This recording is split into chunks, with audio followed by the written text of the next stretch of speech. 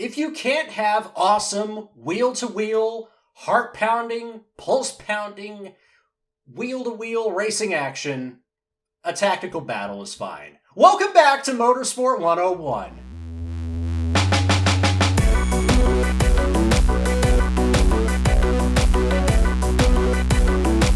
Hey everybody, I'm Dre Harris, and welcome to episode 304 of Motorsport 101. Good luck to King picking out which of those segues he wants to stick in the actual episode. All of them will be in the episode. Brilliant! Even better. A little love for everybody. We could all have a little bit as a treat. And welcome to episode 304 of Motorsport 101.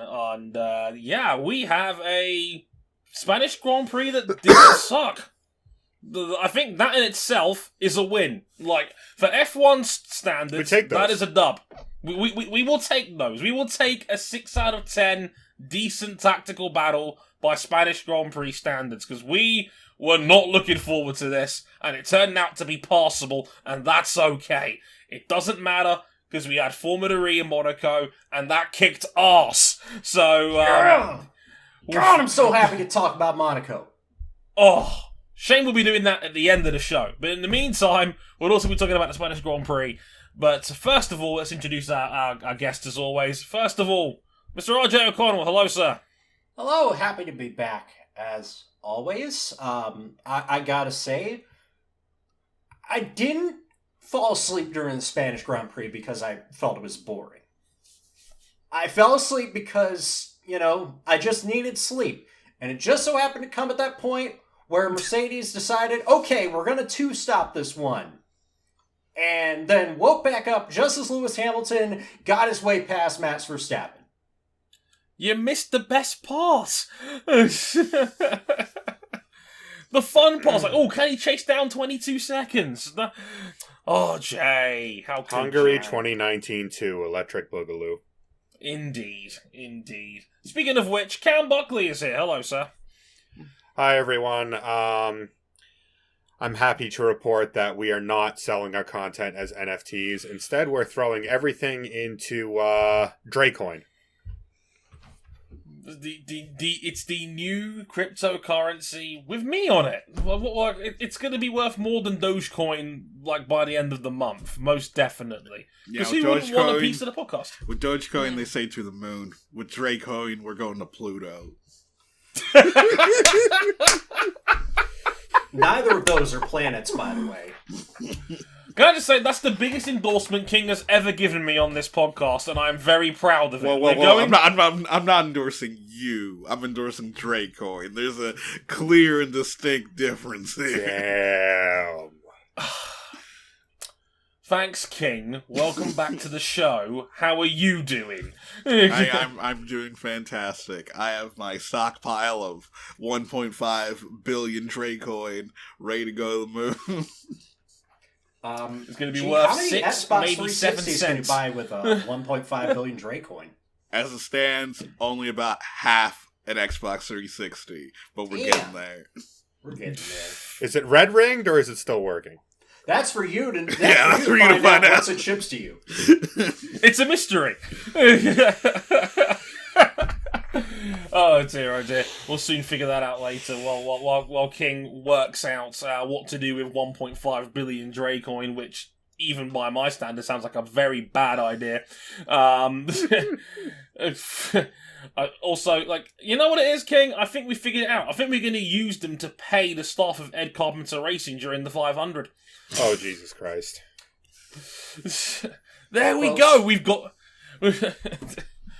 Oh, dear. We figured it out. I'm here for the comments section if we get a Bitcoin Space Force 1-2 at the 500.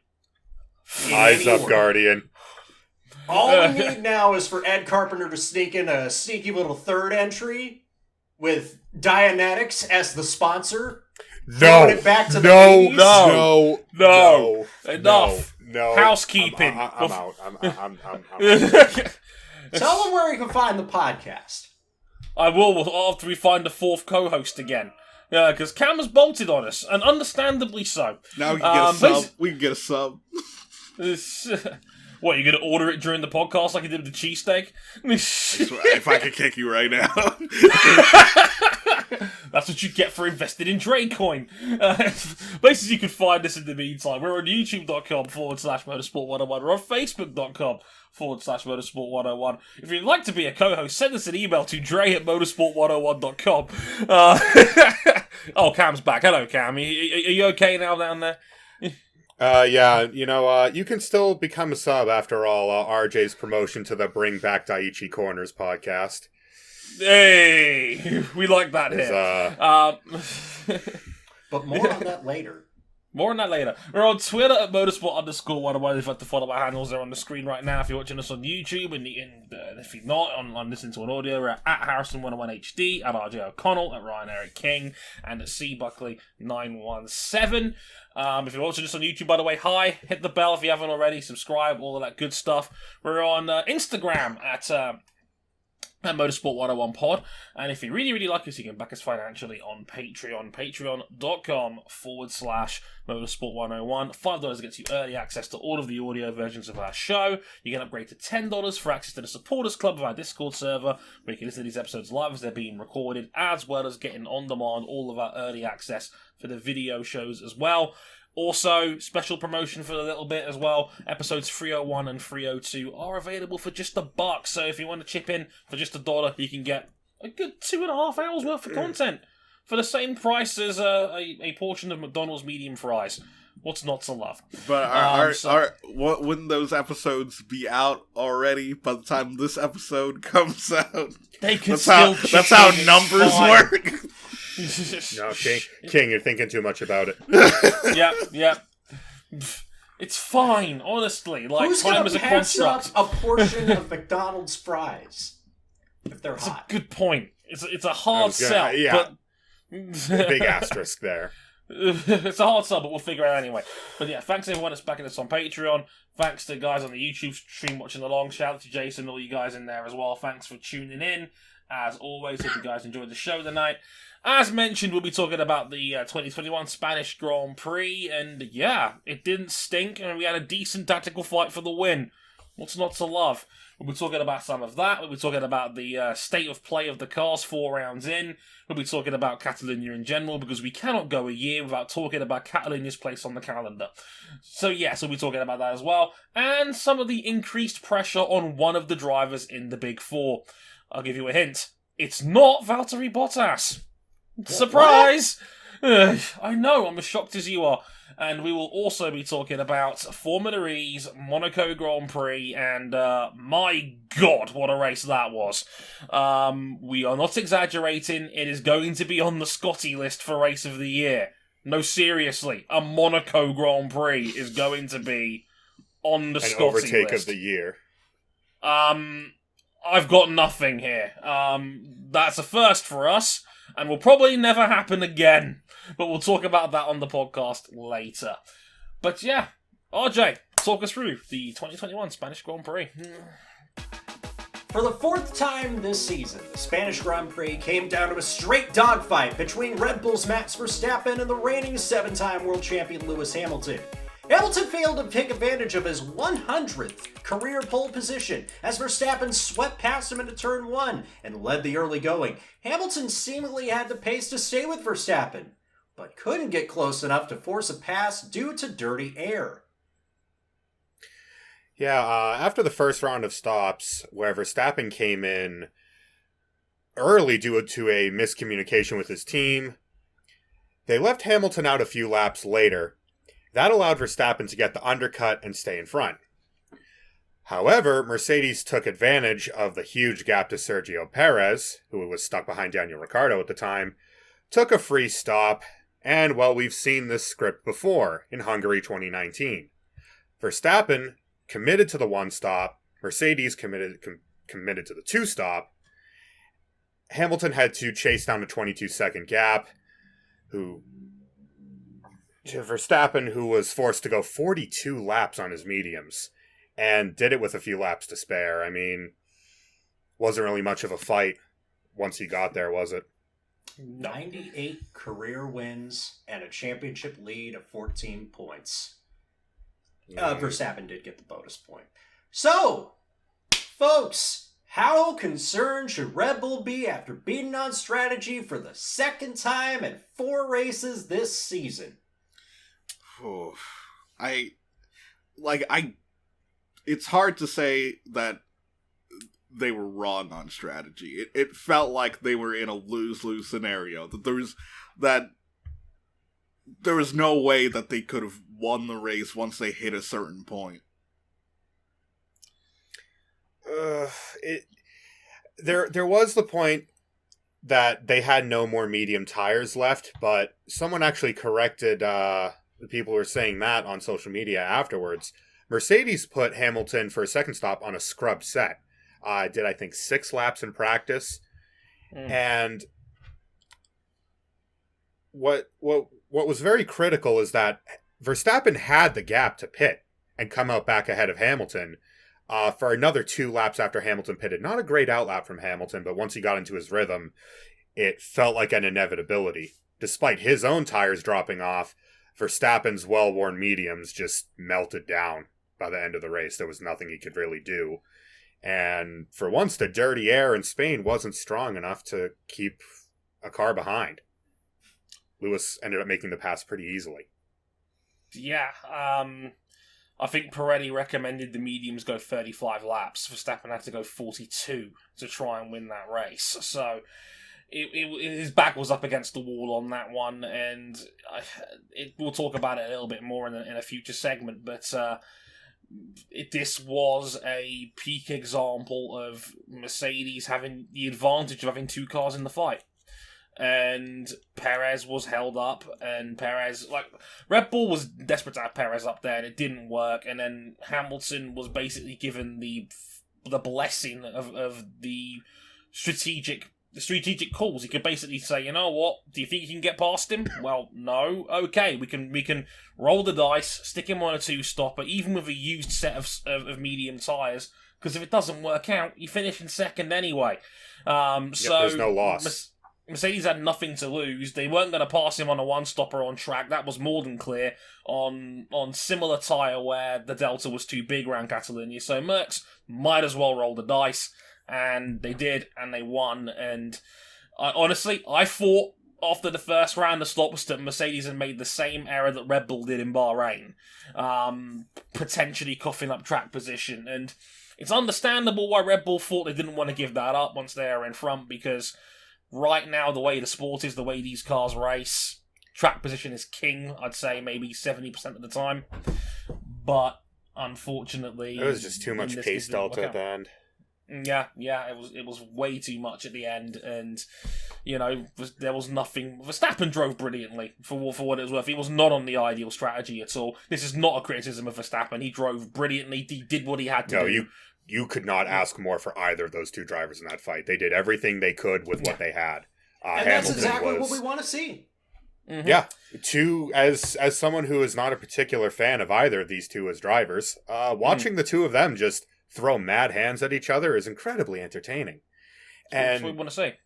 Yeah, and just when you think one is beginning to maybe buckle under the pressure of the fight, they steel their nerves, knuckle down, and throw another hook. It's a lot of fun, and it just feels like Red Bull was, like Bahrain, too passive, while Mercedes was able to be more aggressive. It's Red Bull. Red Bull taking too much in Bahrain. There was too much faith in. There was simultaneously too much and not enough faith in the car that they had and the pace advantage they might have. Here, it seemed to be too much faith in the dirty air effect when we saw after Hamilton's first pit stop, he was on tires, I think, 6 laps fresher, 5-6 laps fresher than Verstappen. It was 5 laps, yeah. And he tore through the gap like it was nothing after Verstappen heavily undercut him, because fresh tires were just that powerful here. Right. They were worth seconds a lap, even a relatively small advantage. That's why the majority of the field went 2. Yeah, rather than 1. So, yeah, Cam, you got the next big put point there. Yeah, wondering after preseason and their high-profile issues, has Mercedes gotten their early car issues under control? Did we exaggerate Mercedes' problems back in March? I wonder a little bit, because I don't know, because I don't know if it would certainly fit a narrative about Mercedes and preseason testing always exaggerating their issues, because that's a popular narrative to bring up. But this time it looked like, ooh, they might have something of an actual problem here. Though it does feel that Mercedes, like, it does feel like the issues were real, but they've resolved those issues. Because if you look at the other team in the same situation, Aston Martin, they still have not recovered. No, not even close. I wouldn't say they've solved the issues, because solving the issues, given how much time Mercedes had to work on this car relative to everyone else, would mean they're 7/10 down the road and this championship is dead and buried. Mercedes are phenomenal at problem solving. And when they have an issue with the car, in the last few years, they've been able to rectify it. Perhaps not quickly, but they've always been able to rectify it and then do a whole lot of damage in the championships. There was an upgrade at Imola where I think in their diffuser they traded a little bit of performance for more predictability, for more control. Yeah, because that was the thing that I was gleaming from preseason testing, is that, yeah, this car is fast, but it was relatively hard to drive by the standards of a Mercedes-AMG Formula One team racing. It was undrivable. Yeah. Lewis Hamilton spun more times in preseason than he has in the last 7 years in Formula One. Yeah. But there was enough latent pace within that car that they could trade a little bit of raw performance to just put a leash on it, get the car under control. But even then, Red Bull they are so equal. The drivers are both driving at the pinnacle of their performance. The two technical departments are delivering two phenomenal cars. Where it's being decided right now is on the pit wall, where, frankly, Red Bull hasn't been up to the task twice this year of matching Mercedes' strategic ability. I'm going to ask a very uncomfortable question. Is it as bad as Ferrari when they had chances to win the title off Mercedes? No. No, because there was just about the easiest. They were some of the easiest decisions you could have made that every armchair strategist and engineer is like, why are they doing that? Yeah, these at least seem like they were tough to think about, in a sense. Yeah, I would say Spain was a little more clear-cut than Bahrain.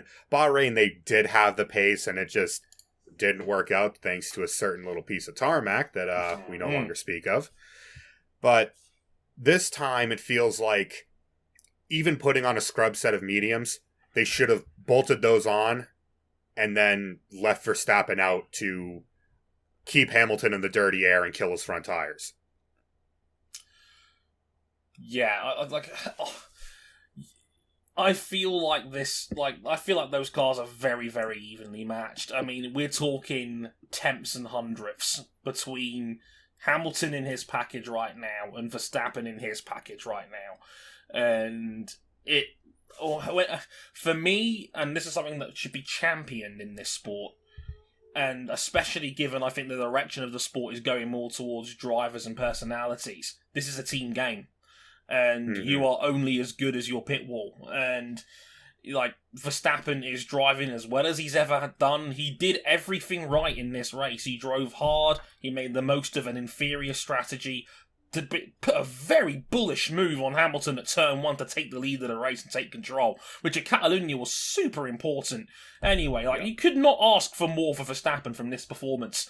But Hamilton drove brilliantly, and his team behind him won him the race with that strategic flexibility. And, Bono said to Lewis what he's always said to him: look, 22 seconds, you've done it before. And Mercs know what they're doing. They are... Look, Mercs was always good for a couple of strategic howlers a few years ago. That just doesn't really happen with Mercedes anymore. They've been on point pretty much every weekend so far on strategy at least, and that we've seen could be the difference so far. I mean, it's a 14-point championship lead, and you could make a valid case the Red Bulls had shots. Yeah. And I don't think on paper Hamilton should have a 14-point lead, especially given that Red Bulls had chances to win 3 of these first 4 races and had opportunities to win 3 of the first 4. But Hamilton, team combination, development issues, the team has come together brilliantly, and this is the best start Hamilton has ever had to a Grand Prix season. Both of them. Yeah. The best start for both of them. They're so far clear of everyone up at the front, because last year Hamilton hit the stage where he really could just show up, piss around for the whole weekend, and then go club the field. Yeah. And sometimes Bottas would pull a win off of him. Sometimes he would have a procedural blunder that would give him a penalty. Verstappen and Hamilton are pushing each other to be the best versions of themselves. And may the intrigue long continue, because it's a certain place called Monaco next weekend, and that's bound to be interesting, to say the least. RJ, talk to us about the track a little bit. We're back at this point again. Should we still be racing at the Circuit of Barcelona Catalunya with a 1.8 second delta to overtake? Will fixing the final chicane, or at least in the... this has been proposed that maybe the FIA will take away that final chicane in Sector 3 that everybody loves so much. Will that fix it? Oh, no. No. Like, removing the final chicane wouldn't make the track better, like, overtaking track. This was not a good place for F1 cars to overtake before they put in that chicane. This wasn't a good place to overtake before they blew the cars out and gave them twice the amount of aero. Yeah. In 2016, Verstappen won his first race because he just dumped his whole battery on the front straight, and there was nothing Raikkonen could do about it. It's a tough thing, because obviously racing in Barcelona, racing in that portion of Spain, it's obviously lucrative. And the teams like going there for testing, the teams like going there for racing, the teams like going there for after parties. Like, they don't want to give away this market if they can help it. But in terms of changing the track, what are you going to do to make this place conducive to F1 and then realize, oh yeah, by the way, motorcycle racing's a big moneymaker. You don't want to ruin the show for them either. I think slathering the entire track in PJ1 might work. Deeply unserious commentary. Look, it's tough because fundamentally, this is a test track. It is. It's a great damn good track. test track.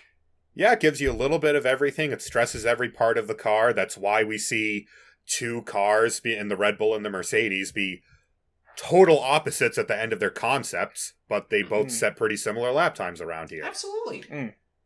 But the racing fucking sucks.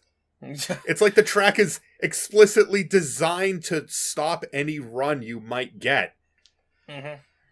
We got that one shot in 91, I think it was, with Senna and Mansell going down into turn 1, side by side, with the vapor trails coming off the back tires. And like, that's the most memorable wheel-to-wheel moment in a Formula One car that this circuit has seen that doesn't involve Mercedes taking each other out 4 corners into a Grand Prix weekend. Yeah. And I think I think you alluded to the point earlier, RJ. It's not a Formula One track; it's a MotoGP track. And that is the priority for Catalunya, and it should be the priority for Catalunya. They'll get over 100,000 on MotoGP race day when MotoGP hits it up there in June, and part of the reason why we have this chicane as well is not only the fact that they had to change the last corner because it was dangerous. They also had to change turn 12 because of Louis Salom's passing as well, which I think a lot of people failed to mention when discussing this course, and obviously the new turn 10 that was put down, not the super sharp hairpin that we got again because of Salom's passing. So it's all... I think it's a classic case of Formula 1 and MotoGP guys butting heads when multi-format tracks like Catalunya come up in the discussion, because, then one is not thinking of the other. And unfortunately, exactly I reckon... It. And I think, unfortunately, for every, I reckon for every 100 MotoGP fans that are out there talking about Catalunya as a course, there's probably about 2,000 Formula 1 fans that aren't giving it that level of nuance, and that is always going to be a problem. It's the cars. The cars don't help either. We all know it. We've talked about it many a times. Yeah. They're too big, they're too wide, they generate too much downforce. A 1.8 second delta is ludicrous. It is ludicrous. Yeah, it's only going to get worse next week. Yeah. Oh, God, forget about it. Don't even bother. It's going to be a glorified time trial next weekend. But, it's... A 1.8 second delta is ludicrous to pass around here, because the midfield is too close for that as it is. That's bigger than the delta gaps between two tire compounds in Formula 1. Yeah, like... Most tyre compounds we go to, when you see the graphic flash up before a race starts, since when is the hardest compound saying 1.8 seconds a lap slower? It's never that big. It's normally just over a second. It's not 1.8. That's ludicrous. Yeah. If it took a massively different two-stop strategy to see big variance in overtakes at the front of the field, you're not putting on a very good product. Simple as. Let me present it a little differently. Other than the very back of the field right now with a team that will go unnamed and occasionally Williams, there is not a gap from 1.8 seconds from the front of the grid on general lap time all the way until you're past the midfield. Yeah. I'd say you could probably put the top 7 at least in that ballpark, maybe top 8 in that ballpark. I'd say everybody down to maybe Williams. You have the pace gulf. Yeah, realistically on that pace delta, you could have an Alfa Romeo holding up a Mercedes around here. And it's just not sustainable. No, and you can't do that. It's like Benoldi holding up Coulthard at Monaco all those years ago. It's just, it's silly when you watch it, and it just doesn't make any sense. It's funny for the first 2 laps, but then you go, what's the point? And it's not ideal. And another thing with this track, the dirty air is so bad here. You get to the point where you don't even defend, really. You just lap in front of someone, and you don't need to defend. The dirty air will hold them. Let the wake do all the work. You don't even have to block. You don't even have to move in the braking zone. The wake does the work for you. Sometimes. Unless the tires are falling off a cliff at the end of the stint. Oh, God. And if there's one thing I noticed about that all, when watching Hamilton and Verstappen do it, when Hamilton was in Verstappen's DRS zone, he was gaining like 0.5 on that front straight with the extra 12 miles an hour, and he immediately lost 3 tenths by the end of turn 2. Yeah. That's how that was much... the ebb and flow. Yeah, that's how crazy it was. It's just not sustainable, but they're going to keep Catalunya because they love racing in Spain, and no other Spanish track really is eligible for F1 on that sort of scale. I was going to say, we could always go hit up. It's going to be a whole bunch of the same problems we have now, but way the hell out of the way. Aragon is maybe the only other place we would consider as you don't want Aragon. And we're not digging up the streets of Valencia. Those problems. No, and the Valencia racetrack, I mean, they have racing problems on bikes. What's it going to be like with this? Yeah. Yeah, exactly. You don't want it. So we're stuck, unfortunately. So enjoy more Catalunya Grand Prix as you go. But let's get into the other big moment of discourse after this race, and that was a certain second driver at a certain team. And no, this is a reprieve, fans of the show. This is not going to be a Valtteri Bottas discussion. It's going to be one on Sergio Perez. There was some conversation about Perez. He was talked about by his boss, Christian Horner at Red Bull, as well as Max Verstappen after the race. Now, for context, Perez finished 5th on the day. He did have a shoulder injury. We talked about it on Saturday. There was a spinning qualifying. He didn't make massive gains on the field. He was significantly further back. Horner spoke about it. He said, quote, "I think it's coming together for him." Said he had an off day on Saturday and was compromised in the race behind Daniel. Obviously, he didn't manage to make headway at a track where it is difficult to pass, because we desperately need him to be in that gap so that Mercedes don't have the strategic options that they had. Quote, "I'm convinced that will come for Checo as he finds more confidence and time in the car." To double down on that, Verstappen wasn't quite so kind about the situation. He spoke to Ziggo Sports about it and said, quote, "I actually tried to do my race as well as possible and look after the tyres as well as possible, but somehow we were slower and we wear our tyres out more as well. Then, of course, at some point you just don't stand the chance anymore, and in the end I am always alone in that fight. So they can easily just make another stop because there is a gap behind them. That doesn't help either, of course." Now, the question I pose to you, gentlemen, is, should Red Bull be concerned about Perez's lack of early production? Because this has been about his ballpark so far this season.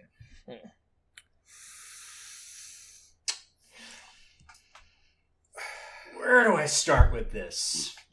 We started the year at Bahrain. He has a tough qualifying, and then through no fault of his car breaks down in the formation lap. And he puts in a drive of the day worthy performance to go from the pit lane to finish 5th. That was great. He was going to follow that up in Imola, where he was clearly going to finish in contention for a podium, and then he spins it, drops 11th. Okay, it happens, whatever. Should keep in mind as well with Imola. Should keep in mind with Imola, he outqualified Verstappen. Yeah. And then bogged it down off the start. And he was so close to salvaging it, just fell away. Portugal, 4th, 10 seconds drift for Verstappen. This was probably the worst race he's had. And yeah, he's nursing a shoulder injury. We get that. I know all of us expect better from Formula One Grand Prix winner Sergio Perez. 11th year veteran Sergio Perez. The first real experienced guy they brought in outside the program to drive this car since they had Mark Webber.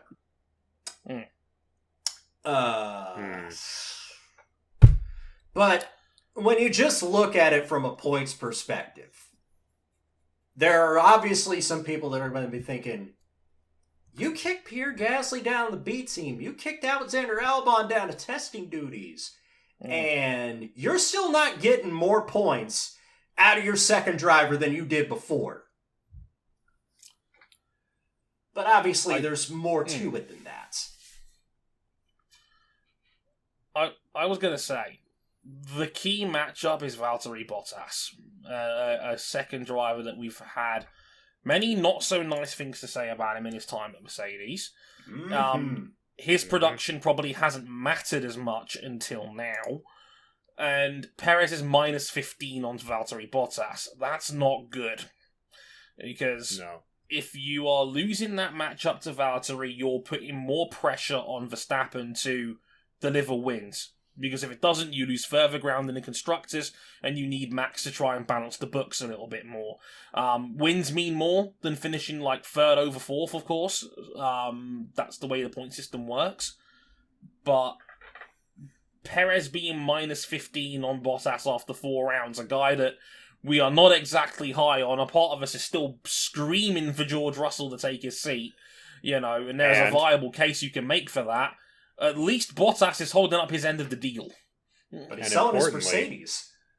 And importantly, Bottas got blown up out of one of those races where Perez had the opportunity to land a 1-2 for the team and just had a pretty torrid race. Yeah. Apart from that wreck in Imola, Bottas has not missed the podium. Yeah, it's been a ways off of Hamilton for Verstappen, but he's still at least doing about as good a job as possible for him to hold up his end of the bargain, which is something we were not too confident in going into this season. No. The thing is with Perez is that you see it. there are the flashes of the Perez we know, the Perez that we've seen be arguably the king of the midfield for his whole time in Formula One. Perez that I fell in love with in 2012. The Perez that I was so happy got that win in 2020. And even in this race, we saw it. He had the shoulder injury, had a really pretty awful qualifying as a result. And at this place, similar to the next track we go to, if you qualify poorly, it's a death sentence for your race. Absolutely. If we were like 90% of most other scenarios, we knew he was racing with a shoulder injury and gritted out, finished 5th after missing Q3, we would just be like, wow, what a gutsy performance. Just not in this scenario because it's the Red Bull second seat. Part 3. They still haven't found a replacement for Daniel Ricciardo. And the last dude that they had decided, right, I'm going to take my ball to McLaren, I'm going to get into some bad guy shit, and then I'm going to flip my seat to Ferrari. Oh my god. Yeah, I mean, but that's the thing. Perez has shown that when he is comfortable with this car, he's not as fast as Verstappen, but he can get close. He can get a damn sight closer than Albon ever did. He can get closer than Gasly did since the first couple races of 2019. But he has to put it together. And he is getting there. He pulled off a pretty damn impressive move on Ricciardo. Oh, yeah. When that McLaren is a goddamn missile in a straight line. And compromised his race. His pace, once he was in clean air, was not bad at all. Yeah. But then that just brings up the question, how long should he have been stuck behind Ricciardo to begin with? Well, you need 1.8 seconds to pass here, so... Yeah, there's that. Yeah, it took a long time, and it took the FIA telling Daniel Ricciardo to stop weaving on the straights. Yeah. I think Perez has made pretty good progress relative to the other two drivers who we've seen slot into that seat post Daniel Ricciardo. Yeah. But he has to get there sooner rather than later. Oh, yeah. Not so much to help Verstappen, because honestly, Verstappen and Hamilton are ending up so far ahead of everybody that it doesn't matter where Valtteri and Perez are. What matters, as Dre put it, is the Constructors' Championship. If he can put pressure on and beat Valtteri, that leaves Max to deal with the issue at hand, which is not necessarily Mercedes, but Lewis. I was going to say, you know what the big problem of all this is? Red Bull are better than we thought they were going to be. That's the big problem. And I thought they were going to be this good. Yeah. Yeah. But credit to Cam. He is the one person on this panel that saw the potential of Red Bull Honda when we were all like, no, we've been through this song and dance too many times. People were out here legitimately comparing Red Bull Honda to Tottenham Hotspur. And I'm sorry to all of our Hotspur fans who listen and watch this podcast, but Red Bull does have a trophy case. It may have been earlier this decade before the hybrid era. Look, but I think that speaks to how good Red Bull are this year as far as their cars, that we're expecting more out of Perez. We're expecting him to go and give the second Merc a bloody nose. He's a top 6 driver in the field. That's understandable that people want a bit more. But I said, to follow on from what Cam was saying, I don't think the majority of people were expecting Red Bull to be this good out of the box this year. And as a direct result of that, now we know that Red Bull is certainly good enough to give Mercs a bloody nose. We now want more out of Perez because a lot of people think he's not a million miles off the big two. So I think as a result, another veteran driver and your next man up is still at least a year away. The next race, Monaco, is a driver circuit. Mm-hmm. The Red Bull and the Mercedes, in their own ways, I expect will be ridiculous around that track to watch. And Perez has podiumed before in what is now an Aston Martin. Yeah.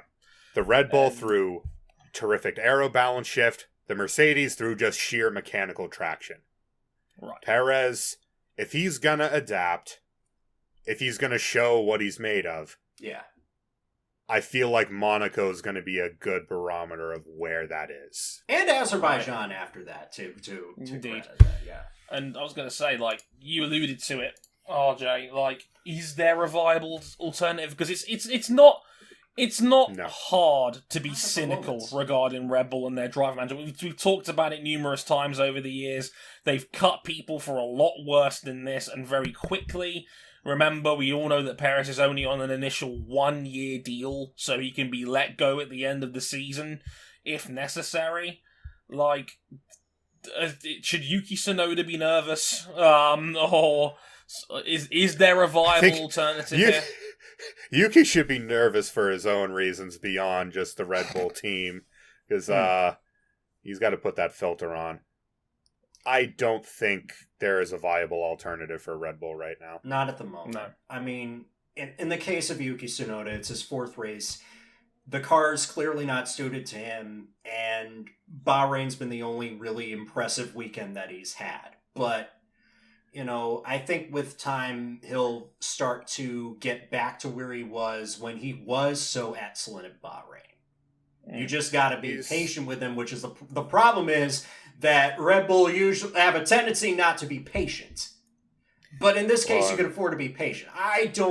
I really don't think there are much better options. I mean, you're going to cycle through every other, 7th, 8th, 9th year veteran at this point, trying to find the one dude that's going to match Verstappen on pace until Max Verstappen eventually leaves the team. Maybe. Max is too established in that team, and a rookie and or someone just after their rookie year is not going to come into that team and instantly match Max. No. And just as well as I said it earlier, Perez has shown me more in these races with Red Bull than Alexander Albon showed me at any time in Formula One. Right. And this is definitely an improvement. Let me make that absolutely clear. In my opinion, at least, this is a marked improvement on Alex Albon. But unfortunately, Red Bull might be in a situation where they still may need more, and that is one. They still shouldn't have alienated Daniel Ricciardo. Yeah, we've talked about it before. We are coming up to 3 years since Ricciardo was let go by, or at least Ricciardo decided to go to Renault and took. I've said to people before, think about it. I know people are going to think of the money with Ricciardo and Renault, but if you're walking away from a team that can win races on paper, something must not be right in that setup. And yeah, I think we've seen evidence of that through the years to back that up. And people on the internet, as a side note real quick, calm down on Yuki Tsunoda. In every context, calm down. I agree with Dre. On the positives, on the negatives, let him be a rookie. Let him learn. Right. And, he admitted that his post-qualifying interview did not come across good, and he apologized for that. I also think that there is a language barrier for him that he is still working through, and that's fine. He'll get it together. The car's not suited him anyway because he prefers the car to oversteer. Gasly, the incumbent veteran of the team, prefers a little bit of understeer. He's got that Vettel driving style. You know what I was going to say? I blame Ross Brawn. Ross Brawn saw Bahrain and said, this is the best rookie in years, and people jumped on that quote and ran with it. And that's been part of the problem because he's been rough since then, and Do I still think at the end of the day that Yuki Tsunoda is going to be the first driver from his country to win a Formula One Grand Prix? Yes, but I'm not expecting it this year. Well, not in that thing, because all that AlphaTauri preseason potential just went right down the toilet. Shout out Pierre Gasly getting a point after a penalty. Yeah, Yuki is very good. Yuki is also extremely raw. I mean, he was an F2 rookie, and now he's an F1 rookie in the span of 2 years. Yeah. Let him develop. Give him some time. Mick Schumacher right now is the only rookie that looks like a finished product. We mentioned it as teammate, but that's beside the point.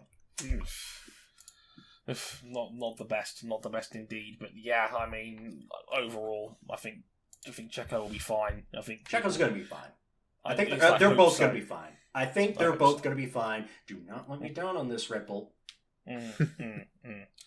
Like I said, Spain, pretty solid weekend all around. They're not all going to be winners, but for Spain to be even decent is a step in the right direction. Yeah, well, I did 6, but that was fine. That's fine and whatnot. When you get a moment, King, let's talk Monaco, baby. The Monaco E-Prix. The first race on what is pretty much the full Monaco circuit with one small alteration. Probably the best Formula E race that I've ever seen. And it was won by Antonio Felix Da Costa in what will truly go down as one of the all-time great races in not only the history of the series, but the history of Monaco in general. And the race was largely a three-way fight between Da Costa, Robin Frijns, and Mitch Evans. And the three... And as much as they say you can't pass at Monaco, you could pass here. But for the most part, those three were in control of the lead. That they pretty much... I wouldn't say isolate themselves from the rest of the field, but they were clearly in control up front. Yeah. They ran from the swarm of hornets behind them. Oh, but they were their own swarm of hornets, because I'm never going to forget Mitch Evans. Mitch Evans going around the outside of... around the outside of Da Costa, like going up Beau Rivage and going around the outside to the run to Casino Square. And it was fantastic overtake. Stunning. And and that aggression paid... Mitch Evans had to pay the price for that aggression later on when he had to conserve his battery. And on the last lap of the race, Antonio Felix Da Costa into the Nouvelle Chicane, locking up all four tires.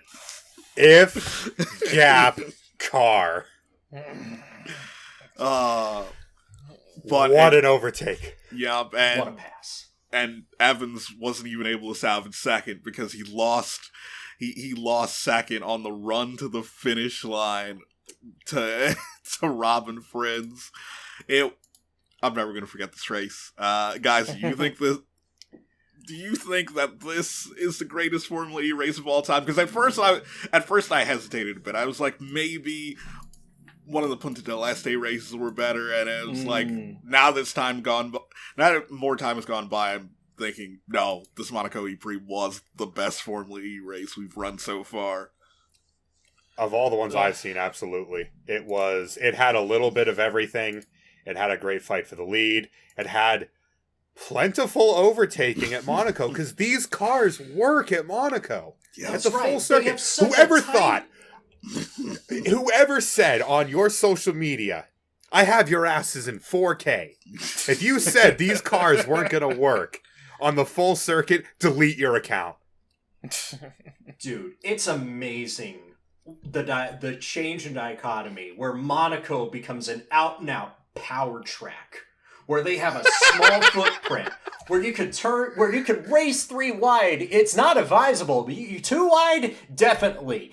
I was just thinking about that sequence where Da Costa, in a span of maybe like a couple hundred meters, gets around Frijns for second, then just blows past Da Costa for the lead of the race with 15 minutes to go. And we're thinking, wow, there's nothing that's going to top this. You will never see anything, and to be fair, you will not see anything in the Formula 1 race that tops this. No. But, no. Wow, we thought that couldn't be top for the evening until that pass by Da Costa going into the Nouvelle Chicane. Or is that the Nouvelle Chicane? It's tough to say. The half-Vel Chicane. Kind of chicane. I thought that was going to end in tears for both of them. Well judged for Antonio Felix Da Costa, who showed the mark of a true champion with that move to win the race on the final. Da Costa's been a little bit anonymous this year, and boy, he kicked down that door now, didn't he? Yeah, that's the thing. Last season, he was just happy to coast in. It wasn't until we got to the Berlin set stubble that it was just like, championship time now. Yeah. I can only echo the sentiments of my colleagues. This was the best Formula E race I've ever seen. This was the first Formula E race I gave the infamous Dre, "Are you effing kidding me?" score to, and this is the best Grand Prix I've ever seen at Monaco. no matter, regardless of Period. car, regardless of sports, regardless of format, this was special. This was everything great about Formula E This race condensed 40-minute package. I'm sorry, but this race was everything that people hype up the Monaco Grand Prix to be. Oh god, yeah. It's It's like Monaco's the beacon of disappointment because you're set up for it thinking it's going to be like Olivier Panis in '96 and it's never going to end up being that. But this time, this was special. This was everything great about the series. You had tight, close, competitive racing. You had stunning overtakes and bravery. Guys having to be brave because the differences between the cars are so negligible. I have never seen anyone go around the outside of a Rivage like Mitch Evans did. Never! In a million years. That was one of the... We've already seen Mortaro thread the needle like on Forza Horizon 4. We got that in Saudi Arabia. We thought that was awesome. Oh, man! Unbelievable. And we were worried at the start of the race because we were seeing overtakes. We were just seeing them monster truck style when Verline went over the top of Sims at the hotel. You know that Tottenham Spur clip singing "We're fucking shit." That's Porsche right now. That's me right now. Yeah, we stink. We're not ugly. We just stink. I know, and like I said, the Evans passing was phenomenal. The Costa was incredible. Like, that was one of the best race-winning overtakes I've seen in half a decade. That was a astonishing pass from Da Costa to win the race on the final lap. He locks all four tyres, but he gets it absolutely inch perfect. If he gets that 10 feet out, he's got to cut the chicane and he might not win. He gets that a foot out. Yeah, like if perfect. It was absolutely on the nose, and Mitch pretty much admitted after the race, there was nothing he could do about it. It was absolutely inch perfect, and it had to be. Anything less, and he probably cuts that chicane. It was a wonderful, wonderful race, and a wonderful exhibition for the series, and one that it desperately needed because we were in meltdown mode. Like we were about to start cry typing after the first race in Valencia. This was the perfect antithesis of everything that was wrong with Valencia. This is everything. This was fantastic. This is everything that is right about Formula E. This is why the manufacturers invest in it. This is why the drivers sign up for it. This is why John Todd is trying to figure out how the series can be more popular. Buddy, you can start by putting a little more effort into it first and foremost. And this is a race that lives up to the prestige that Monaco has. Can we give this race the Monaco Grand Prix label? Formula One, it's been a great one. Yeah. It's been a great run as the main event of the Monaco Grand Prix, but I think it's Formula E's time now. And there's no shame in that. There are many other places you can race. Look, if it moves some of the hype away from Formula One's Monaco Grand Prix and we give it to the Monaco E-Prix instead, and Formula E can make Monaco its own thing with an endorsement for how good Formula E can be as a series, you will get a lot more eyes on Formula E in general. Because one of the biggest criticisms of the series over the years is that they don't race on conventional tracks. And we've had 2 conventional tracks so far this season. One was a disaster, and we're not disputing that Valencia was a disaster, certainly in race 1 anyway. But this was perfect. I cannot stress enough. This was perfect. And the series needed this one bad, and it really, really needed this one bad, and it nailed it.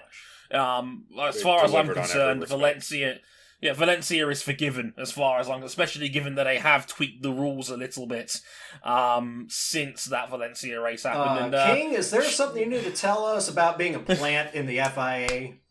No, I have zero pull within the FIA. Why did they do like your ideas? Yeah, they did the exact thing that you suggested. Someone up there is listening. And I don't even think that episode hadn't even come out yet. Yeah, it hadn't even come out yet. Yeah, we were still in the which one of you in the Discord server is an FIA plant? Look, it's not me. It's not me. I am way too terminally online to be an FIA plant.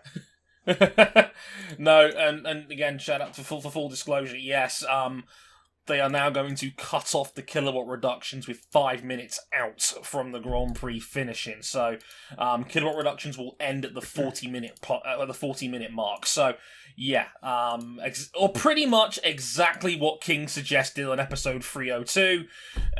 He said about maybe 2 minutes you cut the reductions out altogether. It's 5 in this case, but I'm giving King the dub on this one. Well done, King. Spot on. Yep. Well played. I did it.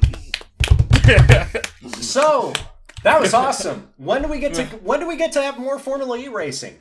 Ooh. Next time out we'll be in Mexico, but not in Mexico City at Autodromo Hermanos Rodriguez. We'll be in Puebla. At the Autodromo Miguel y Abed. Yep. Sounds fun indeed. I don't think I've ever seen a race there. Yeah, because the only international series that has raced there before is the World Touring Car Championship. But this is a staple of the NASCAR Mexico series because it's also an oval, baby. Yes, we're racing on a roval. F.E. at the roval! F.E. at the roval! What's the Spanish word for roval? This. I'd just say roval. The is that your idea of Spanish, King? Just put a little twang on it, yeah? No. You gotta add the accent, and then you gotta roll the R. Of course. I would like to announce that I'm starting my own Bring Back the Flat 12s podcast. yeah, it's come to this. We got some fun motorsport next weekend. We've got MotoGP at Le Mans, and that is one of the big blue ribbon events on the calendar. That is going to be fun. Possibility of rain as well. I'm seeing from the weather reports there is a possibility of rain on Sunday. Could be like last year's. Could be very interesting indeed.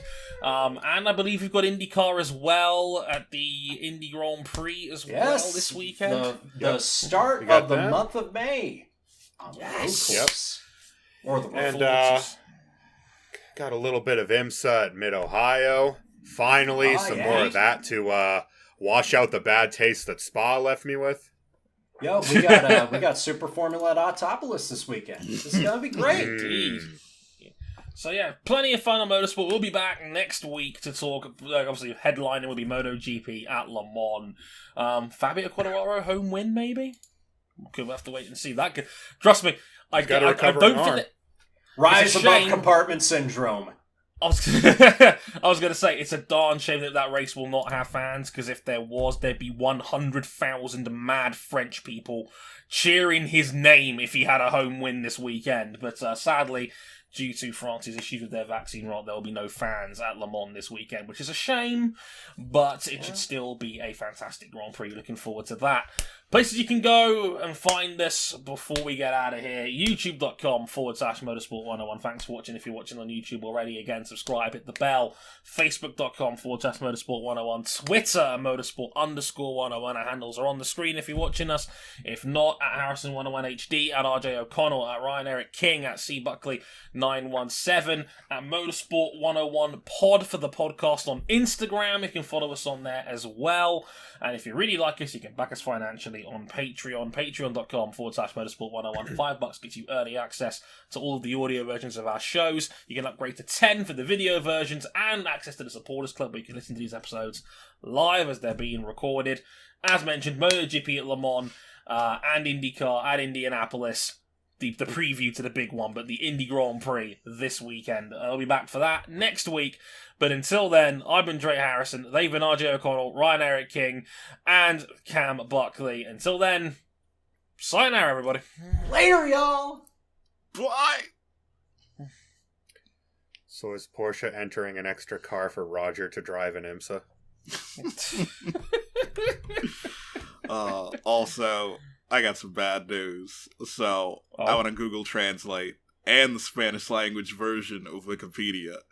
And yes, oval in Spanish is in fact oval. Oh, he was right? Yes. Roval. Roval. Beautiful.